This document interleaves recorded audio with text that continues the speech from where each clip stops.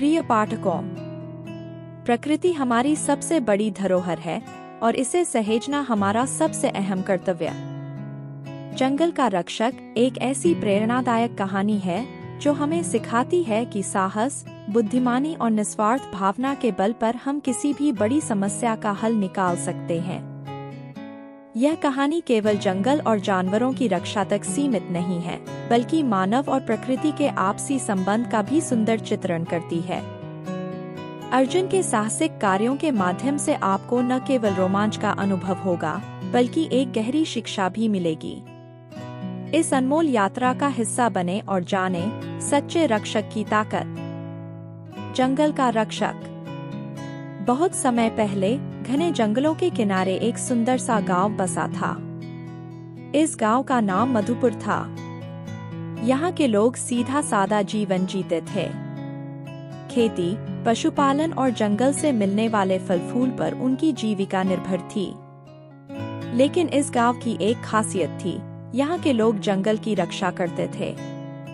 उनके लिए जंगल केवल पेड़ों और जानवरों का घर नहीं था, बल्कि यह उनकी सांस्कृतिक धरोहर और उनकी पहचान का हिस्सा था।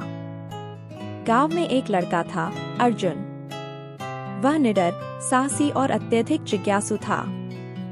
बचपन से ही अर्जुन को जंगल और वहां रहने वाले जीवों से बहुत लगाव था। वह जंगल के हर रास्ते, हर पेड़ और हर नदी को अपनी हथेली की तरह पहचानता था। गांव के बड़े बुजुर्ग उसे प्यार से जंगल का बेटा कहते थे। संकट की शुरुआत।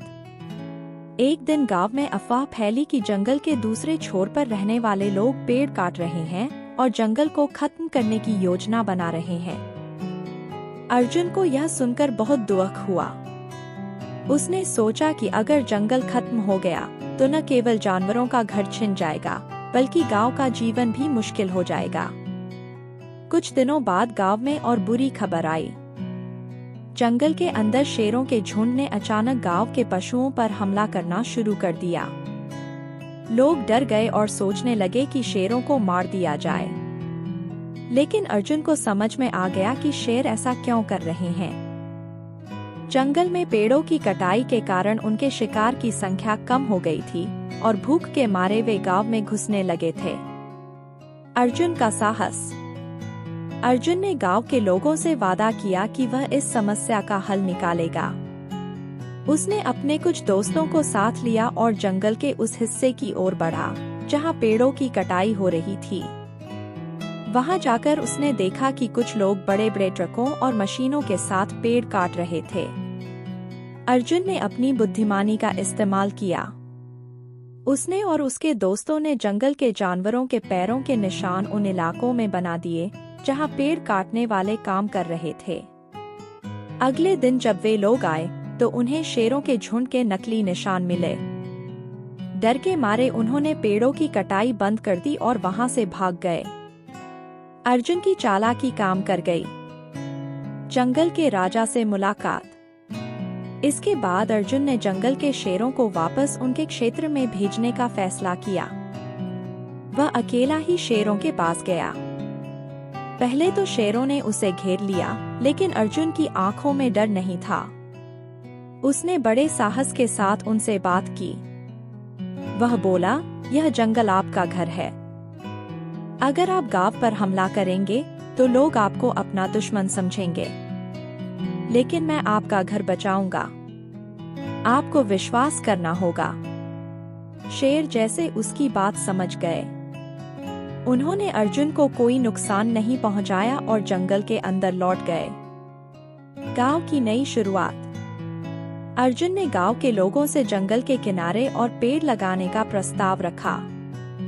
उसने समझाया कि अगर जंगल हरा भरा रहेगा तो जानवर गांव की ओर नहीं आएंगे। गांव वालों ने मिलकर जंगल के पास नए पेड़ लगाए और जंगल की सुरक्षा के लिए एक योजना बनाई। अर्जुन की बुद्धिमानी, साहस और निस्वार्थ भावना ने न केवल गांव को एक बड़े खतरे से बचाया, बल्कि जंगल और मनुष्यों के बीच संतुलन भी बनाए रखा। शिक्षा। इस कहानी से यह शिक्षा मिलती है कि अगर हम प्रकृति की रक्षा करेंगे तो वह भी हमारी रक्षा करेगी।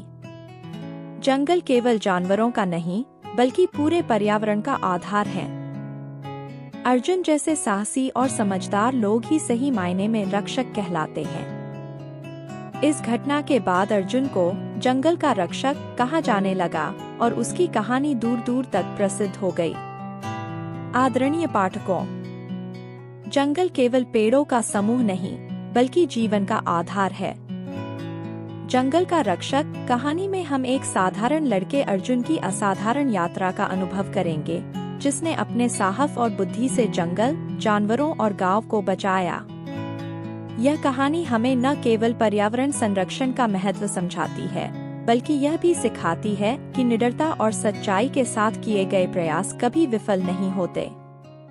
आइए इस कहानी के माध्यम से अर्जुन की निस्वार्थ भावना और प्रकृति के प्रति प्रेम को महसूस करें और प्रेरणा लें। अब आपकी यात्रा शुरू होती है।